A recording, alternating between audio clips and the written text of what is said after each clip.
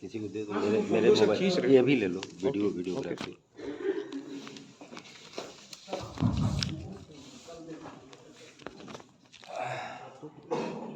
Thank you very much. The prestigious and landmark economics department of this great Banaras Hindu University, a central university. I am extremely delighted while addressing you all economic fraternities.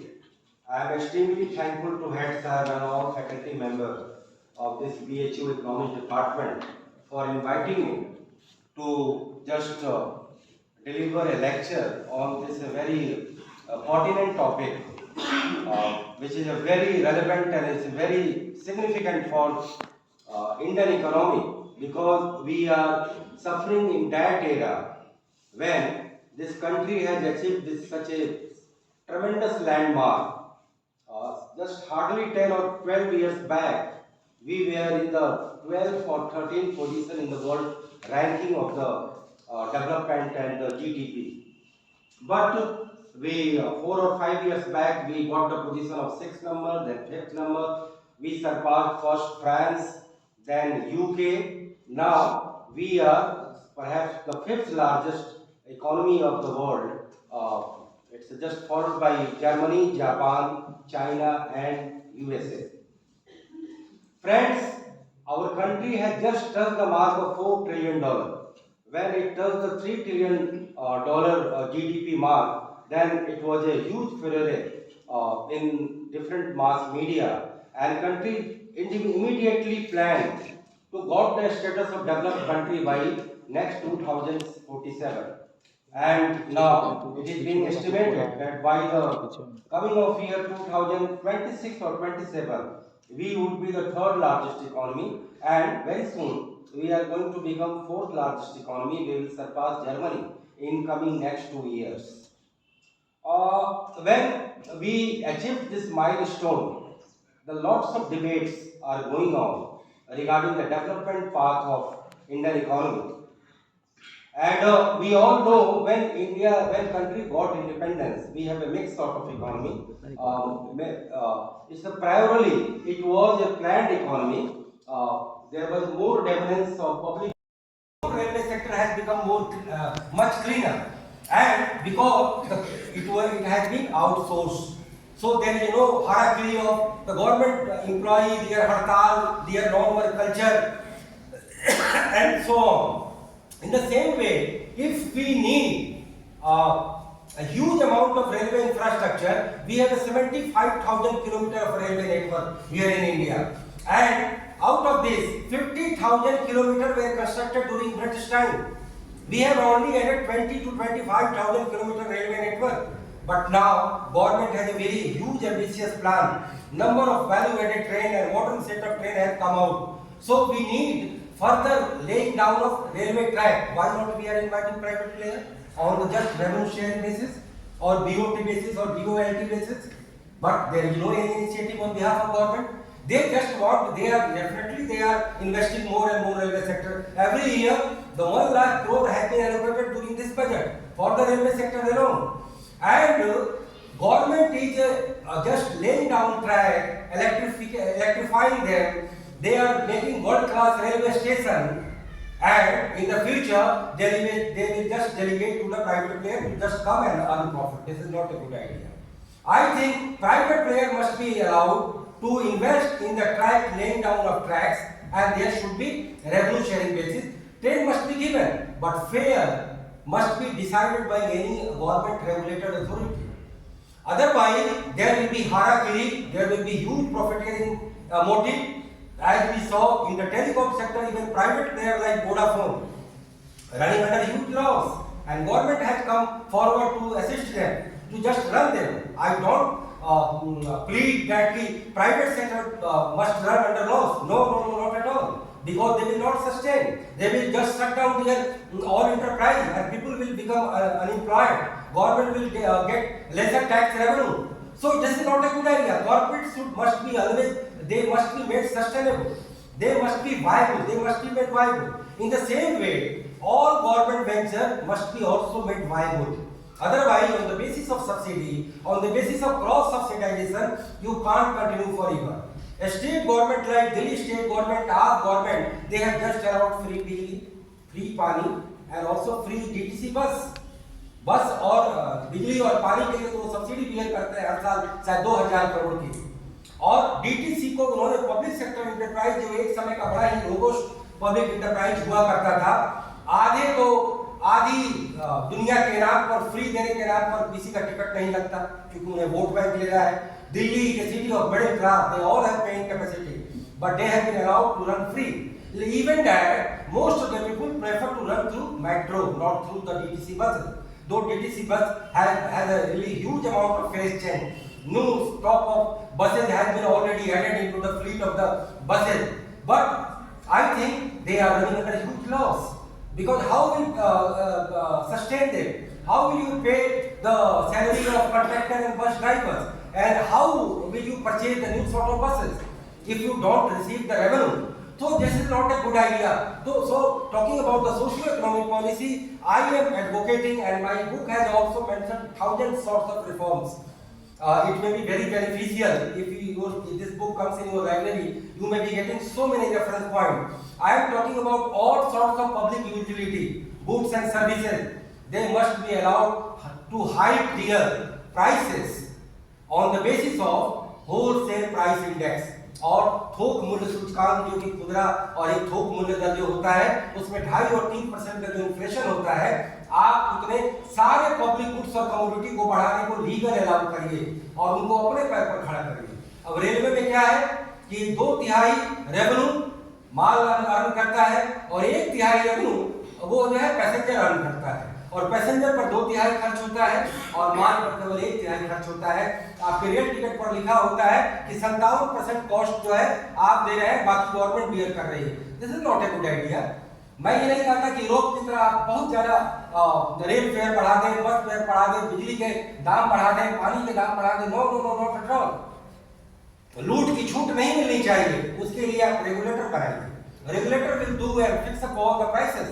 What is appropriate for the running company and what is the appropriate for the जो consumer का जेब कितना allow करता है, और उसमें आप सेगमेंटाइजेशन करिए कि किसको ज्यादा सब्सिडी की जरूरत है, फ्री की जरूरत है। मैं जब हेल्थ और एजुकेशन के रेगुलेटर की बात करता हूँ तो मेरा ये कहना है कि प्राइवेट जितने प्लेयर हैं उनके सारे लोगों का आप चार्ट बना लीजिए कि कंसल्टेंसी फी इतना लगेगा, रेडियोलॉजी का इतना लगेगा, रूम चार्ज इतना लगेगा, सबको लूट की छूट मिली हुई है। लेकिन आप टेलीकॉम में ये नहीं कर सकते।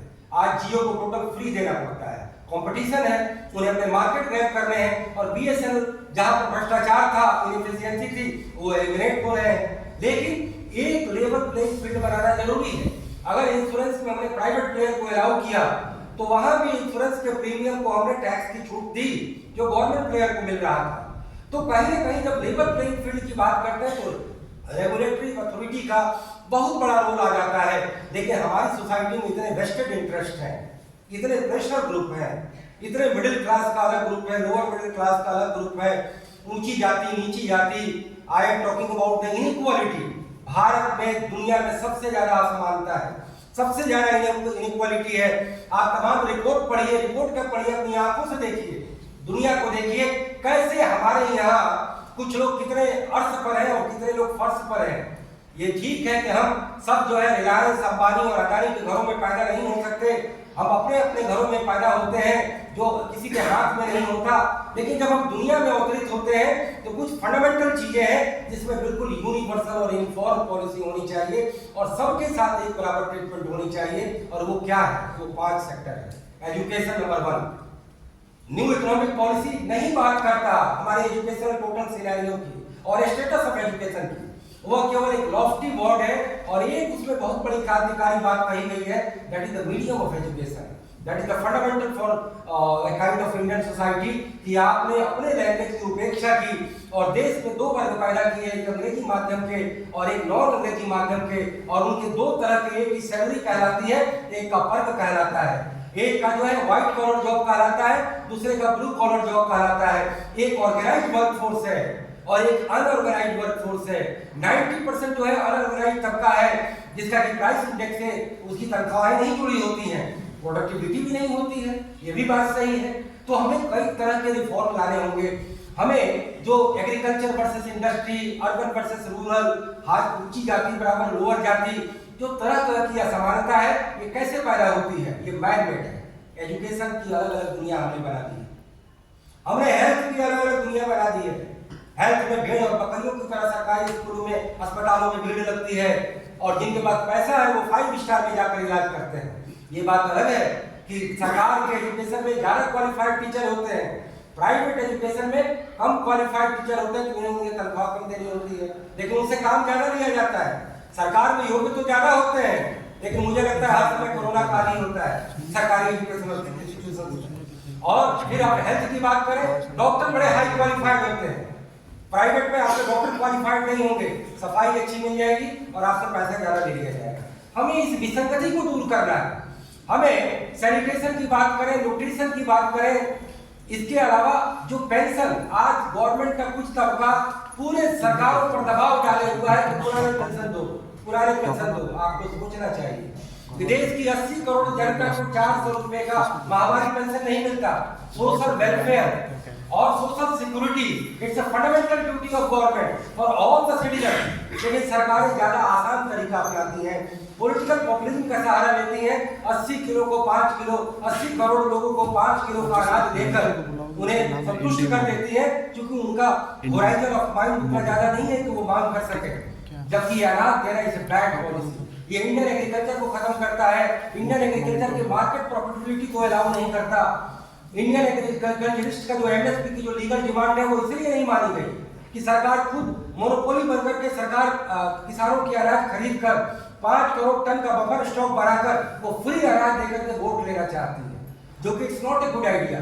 आप केवल आपदा काल में फ्री अनाज दे सकते हैं, आप केवल दूर दराज इलाकों में फ्री अनाज दे सकते हैं, आप आदिवासी इलाकों में फ्री अनाज दे सकते हैं, गुड आइडिया। और भूखे लोगों के लिए तैयार भोजन का कार्यक्रम अगर चले हमारे पंजाबी भाइयों के लंगर कार्यक्रम की तरफ, तो वो ज्यादा उसकी इकोनॉमिक वायबिलिटी है। लेकिन फ्री अनाज देना it creates a den of corruption.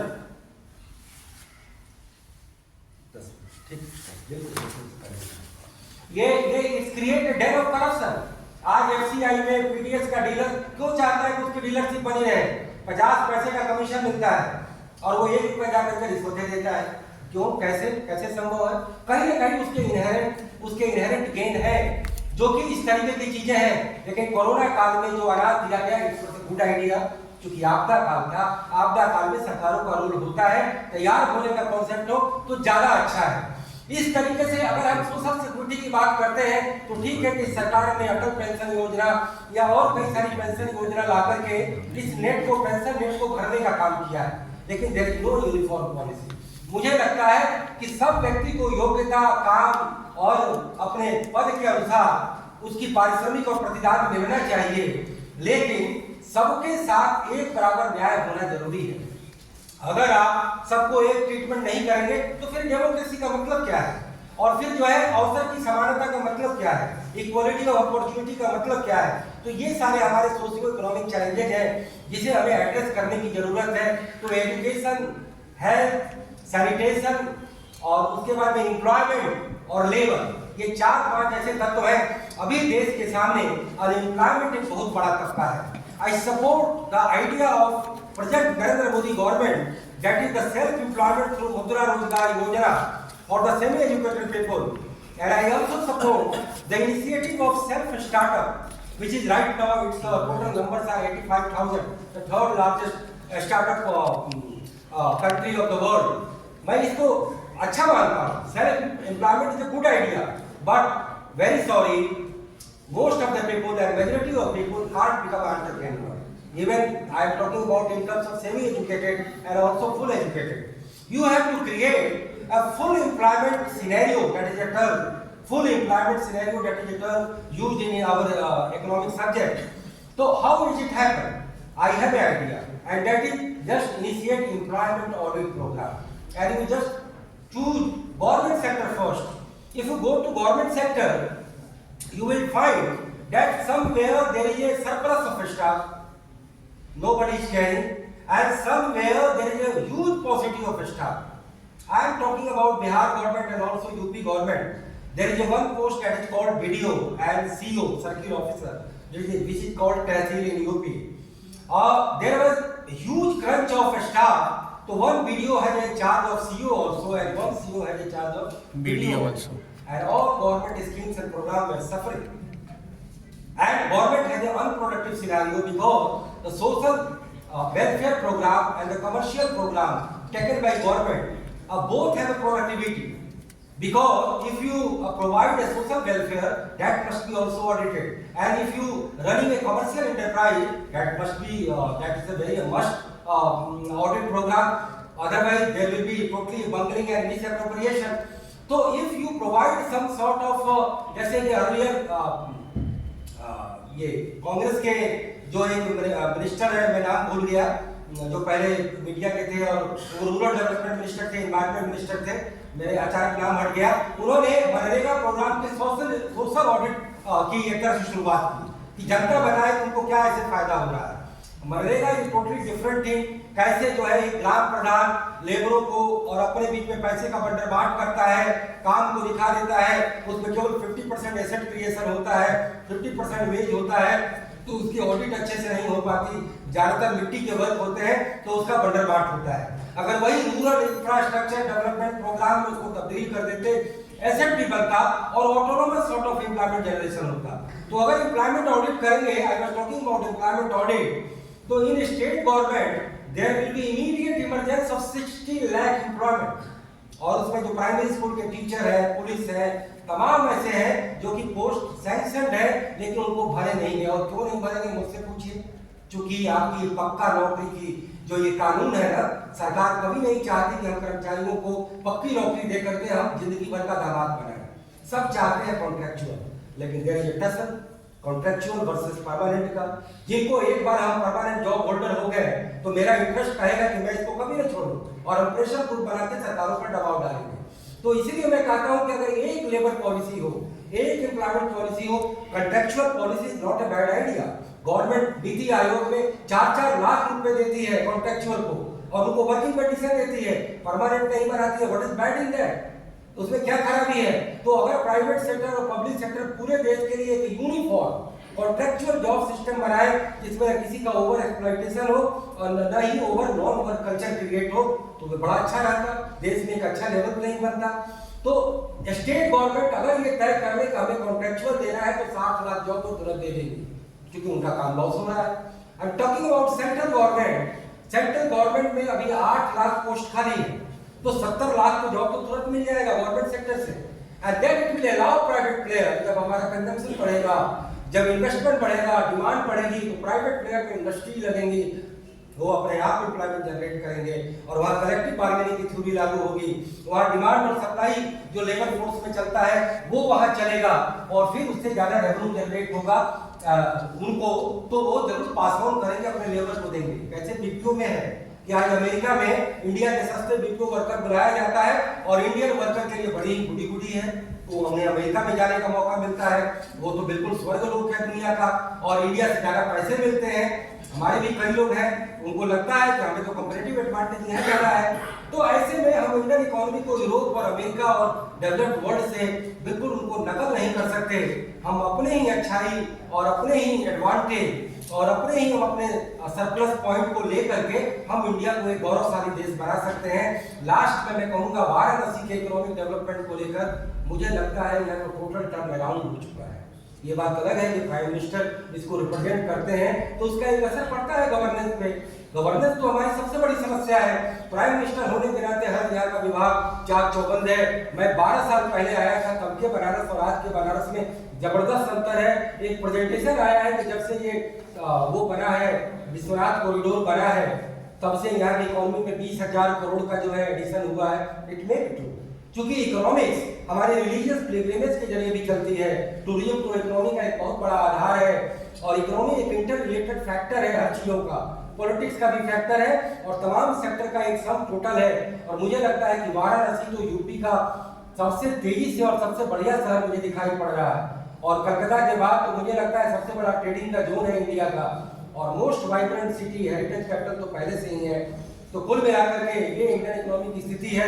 मैंने अपने हम्बल सजेशन दिए।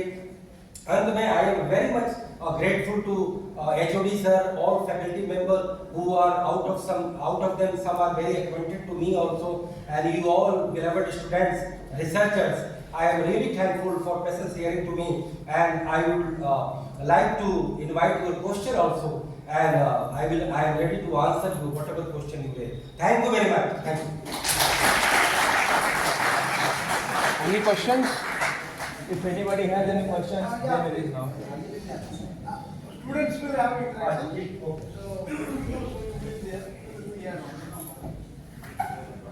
If anybody has any questions, they may. Video जो ले रहे हैं वो बंद कर दीजिएगा। हाँ sir. Profitability and surplus gain. That is why government acted that role, that was the infrastructure builder, priority sector maker, like that. लेकिन but after 1991 it was decided that the investment is the foremost thing for any sort of economy. And we need investment. If it comes from black money holder or white money holder, if it comes from the money, the infamous multinational companies, or from the local Punjipati like Tata, Birla and all, which left party rigorously criticized them for their capitalist sort of ideology, and not only at the central level but at the state level also, which can regulate all sorts of fee and consultancy fee of both educational player and also health player. So health and education needs regulatory authority. Now I am talking about railway. The government is talking about the private player, inviting private player in the railway sector, but there is no policy, there is no regulatory authority, there is no fair authority. From the back door, private sector are being allowed. Earlier it was told that the cleanliness drive of Indian Railway has been delegated to the private sector, and it just created result also. Now we are seeing that most of the railway station and the whole railway sector has become much cleaner, and because it has been outsourced. So there is no hierarchy of the government employee, their hartal, their non-work culture, and so on. In the same way, if we need 5,000 kilometers of railway network here in India, and out of this 50,000 kilometers were constructed during British time, we have only added 20 to 25,000 kilometer railway network. But now government has a very huge ambitious plan. Number of value-added train and modern set of train have come out. So we need further laying down of railway track. Why not we are inviting private player on the just revenue sharing basis or BOT basis or BOLT basis? But there is no any initiative on behalf of government. They just want, they are investing more and more railway sector. Every year, the 1 lakh crore has been allocated during this budget for the railway sector alone. And government is just laying down track, electrifying them. They are making world-class railway station, and in the future they will just delegate to the private player to just come and earn profit. This is not a good idea. I think private player must be allowed to invest in the track, laying down of tracks, and there should be revenue sharing basis. Train must be given, but fare must be decided by any government regulated authority. Otherwise, there will be harakiri, there will be huge profiteering motive.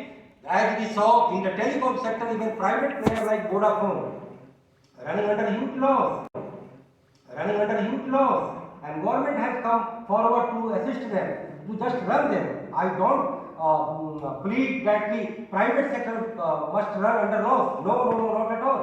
Because they will not sustain. They will just shut down their all enterprise, and people will become unemployed. Government will get lesser tax revenue. So this is not a good idea. Corporates must be always, they must be made sustainable. They must be viable. They must be made viable. In the same way, all government ventures must be also made viable. Otherwise, on the basis of subsidy, on the basis of cross-subsidization, you can't continue forever. A state government like Delhi state government, our government, they have just allowed free bijli, free pani, and also free DTC bus. बस और बिजली और पानी के लिए तो subsidy beer करते हैं हर साल शायद 2000 करोड़ की, और डीटीसी को उन्होंने पब्लिक सेक्टर इंटरप्राइज जो एक समय का बड़ा ही रोबोस्ट पब्लिक इंटरप्राइज हुआ करता था, आगे तो आदि दुनिया के नाम पर, फ्री देने के नाम पर किसी का टिकट नहीं लगता क्योंकि उन्हें वोट बैंक लेना है। Delhi is the city of middle class, they all have paying capacity, but they have been allowed to run free. Even that most of the people prefer to run through metro, not through the DTC buses. Though DTC bus has a really huge amount of phase change. New stop of buses has been already added into the fleet of the buses. But I think they are running under huge loss. Because how will sustain them? How will you pay the salary of conductor and bus drivers? And how will you purchase the new sort of buses if you don't receive the revenue? So this is not a good idea. So talking about the socio-economic policy, I am advocating, and my book has also mentioned 1,000 sorts of reforms. It may be very beneficial if this book comes in your library. You may be getting so many reference points. I am talking about all sorts of public utility, goods and services. They must be allowed to hike their prices on the basis of wholesale price index. और थोक मूल्य सूचकांक जो कि खुदरा और एक थोक मूल्य दर जो होता है उसमें 2.5 और 3% का जो इन्फ्लेशन होता है, आप उतने सारे पब्लिक गुड्स और कमोडिटी को बढ़ाने को लीगल अलाउ करिए और उनको अपने पैर पर खड़ा करिए। अब रेलवे में क्या है कि 2/3 रेवेन्यू माल अर्न करता है और 1/3 रेवेन्यू वो जो है पैसेंजर अर्न करता है, और पैसेंजर पर 2/3 खर्च होता है और माल पर केवल 1/3 खर्च होता है। आपके रेल टिकट पर लिखा होता है कि 57% कॉस्ट जो है आप दे रहे हैं, बाकी गवर्नमेंट बियर कर रही है। This is not a good idea. मैं ये नहीं कहता कि यूरोप की तरह आप बहुत ज्यादा रेल फेयर बढ़ा दें, बस फेयर बढ़ा दें, बिजली के दाम बढ़ा दें, पानी के दाम बढ़ा दें। No no no no no, लूट की छूट नहीं मिलनी चाहिए, उसके लिए आप रेगुलेटर बनाइए। Regulator will do and fix up all the prices. What is appropriate for the running company and what is appropriate for the जो कंज्यूमर का जेब कितना अलाउ करता है, और उसमें आप सिगमेंटाइजेशन करिए कि किसको ज़्यादा सब्सिडी की जरूरत है, फ्री की जरूरत है। मैं जब हेल्थ और एजुकेशन के रेगुलेटर की बात करता हूँ तो मेरा ये कहना है कि प्राइवेट जितने प्लेयर हैं उनके सारे लोगों का आप चार्ट बना लीजिए कि कंसल्टेंसी फी इतना लगेगा, रेडियोलॉजी का इतना लगेगा, रूम चार्ज इतना लगेगा, सबको लूट की छूट मिली हुई है। लेकिन आप टेलीकॉम में ये नहीं कर सकते। आज जियो को टोटल फ्री देना पड़ता है, कंपटीशन है, उन्हें अपने मार्केट ग्रैब कर रहे हैं, और बीएसएनएल जहां पर भ्रष्टाचार था, इनएफिशिएंसी थी, वो एलिमिनेट हो रहे हैं। लेकिन एक लेवल प्लेइंग फील्ड बनाना जरूरी है। अगर इंश्योरेंस में हमने प्राइवेट प्लेयर को अलाउ किया तो वहां भी इंश्योरेंस के प्रीमियम को हमने टैक्स की छूट दी जो गवर्नमेंट प्लेयर को मिल रहा था। तो कहीं ना कहीं जब लेवल प्लेइंग फील्ड की बात करते हैं तो रेगुलेटरी अथॉरिटी का बहुत बड़ा रोल आ जाता है। लेकिन हमारी सोसाइटी में इतने वेस्टेड इंटरेस्ट हैं, इतने प्रेशर ग्रुप हैं, इतने मिडिल क्लास का अलग ग्रुप है, लोअर मिडिल क्लास का अलग ग्रुप है, ऊंची जाति नीची जाति। I am talking about the inequality. Bharat में दुनिया में सबसे ज्यादा असमानता है, सबसे ज्यादा इनइक्वालिटी है। आप तमाम रिपोर्ट पढ़िए, रिपोर्ट क्या पढ़िए, अपनी आंखों से देखिए, दुनिया को देखिए कैसे हमारे यहाँ कुछ लोग कितने अर्थ पर हैं और कितने लोग फर्श पर हैं। ये ठीक है कि हम सब जो है रिलायंस, अंबानी और अडानी के घरों में पैदा नहीं हो सकते, हम अपने अपने घरों में पैदा होते हैं जो किसी के हाथ में नहीं होता। लेकिन जब हम दुनिया में अवतरित होते हैं तो कुछ फंडामेंटल चीजें हैं जिसमें बिल्कुल यूनिवर्सल और यूनिफॉर्म पॉलिसी होनी चाहिए और सबके साथ एक बराबर ट्रीटमेंट होनी चाहिए। और वो क्या है? वो 5 सेक्टर है। Education number 1। New economic policy नहीं बात करता हमारे एजुकेशन टोटल सिनेरियो की और स्टेटस ऑफ एजुकेशन की, वो केवल एक लॉफ्टी वर्ड है और एक उसमें बहुत बड़ी क्रांतिकारी बात कही गई है, that is the medium of education, that is the fundamental for. आपके यहाँ के रिसर्च स्कॉलर मिले थे, वो कह रहे थे कंप्यूटर ने बेरोजगारी लाई, गाँव का बदहाल हो गया, मार्जिनल फार्मर लेबर जो है न्यू इकोनॉमिक पॉलिसी और शहर और ये से सब बर्बाद हो गया। हम क्या बात कर रहे हैं? इकोनॉमिक टर्म में तो आप बिल्कुल सही नहीं है। आप इन्वायरमेंटल डिग्रेडेशन हुआ है, कल्चरल पॉल्यूशन हुआ है, रूरल एरिया में अर्बन कल्चर आया है, ये सब बड़े नेगेटिव पॉइंट है। लेकिन 2.5 सेर के अनाज पर 80 करोड़ वर्क फोर्स काम कर रहा था। 2.5 सेर अनाज पर क्या आप चाहते हैं 2.5 सेर की जुग में हमेशा जिए? और आज मार्जिनल फार्मर से ज्यादा हमारा लेबर जो सूरत, पंजाब, लुधियाना और जहां जहां गया है वो पैसा घर में भेज रहा है, सबके पक्के मकान हो रहे हैं। सरकार ने घर घर को बिजली देकर की बहुत बड़ी क्रांति लाई है। मैं कोई पॉलिटिकल रेस्पेक्टिव में कोई बात नहीं करता, तो एक बड़ा काम हुआ है। तो इंपावरमेंट जब तक हम नहीं करेंगे in terms of all economic indicator, तब तक केवल वो अनाज बांट करके और डिस्ट्रीब्यूशनल डाटा देकर के कुछ नहीं होता। सच्चाई जो है वो सच्चाई है। ऑक्सफैम की रिपोर्ट कहती है कि 1% लोगों का 60% दौलत बढ़ गया और 60% लोगों की दौलत में मात्र 2 या 3% की बढ़ोतरी हुई। थोड़ा सा एग्रीगेटेड होगा लेकिन मोर और लेस ट्रुथ है। तो इसको हम गैप को कम करने का प्रयास करें तो इसके लिए employment policy, labour policy, health policy, education policy और सोशल सिक्योरिटी की पॉलिसी आपको यूनिफॉर्म बनाना होगा। तब हैव और हैव नॉट के बीच में, ऑर्गेनाइज और अनऑर्गेनाइज के बीच का गैप कम होगा और ये रातों रात काम नहीं होगा, इसमें टाइम लगेगा। अगर कोई कहे कि जादू की छड़ी ला करके हम सब गाँव के जैसे कि पॉलिटिकल पार्टी गुमराह करते हैं, पॉलिटिकल नेता चाहे वो पक्ष वाले हो या विपक्ष वाले हो, दोनों गुमराह करते हैं। और एकेडमिशियन और हमारा जर्नलिस्ट तबका जिससे मैं बिलोंग करता हूँ वो बिल्कुल खेमे में बढ़ चुका है। वो तय किया कि बड़ी बड़ी कंपनियां और सस्ती भी हो गई कंपटीशन की वजह से। आप जो सवाल कर रहे हैं वो सवाल यही है, ट्रिकल डाउन थ्योरी से ही प्रॉपर्टी हम प्रैक्टिकली दूर कर सकते हैं। 90 तक वो पॉलिसी बिल्कुल कामयाब नहीं हुई, गरीबी और बढ़ती रही, बेरोजगारी बढ़ती रही, भूखमरी बढ़ती रही, गवर्नमेंट की मोनोपोली रही, गवर्नमेंट के ब्यूरोक्रेट मालामाल होते रहे, पॉलिटिशियन मालामाल होते रहे। लेकिन इस पॉलिसी से जब ग्रोथ रेट बढ़ेगा, आप सबने ये मान लिया कि ग्रोथ रेट ही सब मर्ज की दवा है। ग्रोथ रेट बढ़ेगा तो सरकार का वित्त मंत्री बजट में निश्चित रूप से पैसा बढ़ाएगा। अब निचले स्तर में करप्शन दैट्स अनदर इशू, उसको लेकर के मैंने एक किताब में काम किया है। सरकारें भी काम करती हैं, सरकार भी एक पॉलिटिकल इसका एक बड़ा ही अच्छा ऑरा डेवलप किया है करप्शन का कि विपक्षी केवल चोर है, हमारे यहाँ तो कोई चोर निकलता ही नहीं है। तो ये तो एक पॉलिटिक्स ऑफ करप्शन है, ये स्ट्रक्चरल करप्शन पर काम नहीं हो रहा है, ये पॉलिटिक्स ऑफ करप्शन हो रहा है जिसमें पॉलिटिकल वेंडेटा हो रहा है और लोकपाल कहीं एक्टिव नहीं है, सरकारी एजेंसियां एक्टिव हैं जिसको लेकर के सबसे ज्यादा आंदोलन किया। खैर वो तो दैट्स अनदर इशू। तो अगर ग्रोथ जब बढ़ेगा ना 7-7.5% बढ़ेगा तो सूरत की फैक्ट्री भी चलेंगी और बिहार के गांव का वर्कर जो है वह 15,000 पा रहा था तो 25,000 पाएगा। और मनी ऑर्डर इकोनॉमी से just favouring 1 or 2 people who just create political patronage for you, that is why you are supporting them. I have already mentioned in my book, that is what crony capitalism. It's not